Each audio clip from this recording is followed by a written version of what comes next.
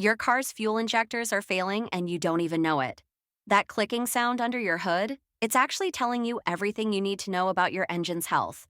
Let me show you how to test your fuel injectors without any fancy tools. All you need is a long metal rod or a screwdriver. Pop your hood while the engine's running. Find those injectors on the intake manifold. They're connected by a fuel rail. Place the metal rod on each injector and listen carefully. You should hear a distinct clicking sound. No click. That injector's probably dead.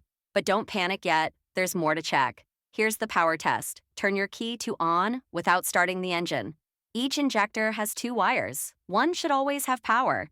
Use a test light to check them. If neither wire lights up, you've got a power issue. The real secret is in the trigger circuit test. Connect your test light to the battery's positive terminal, start the engine, and watch for a flickering light when you probe the other wire. The light should flicker faster when you press the gas pedal. Pro tip: if you disconnect all injectors and reconnect them one by one while testing, you can pinpoint exactly which one is causing problems. When the pulse gets weak after connecting a specific injector, you've found your culprit. Most fuel injectors last between 50,000 and 100,000 miles. If yours are failing, you'll notice rough idling, misfires, or loss of power when driving uphill. Don't wait until your engine completely fails. These simple tests can save you thousands in repairs and keep your car running smoothly for years to come.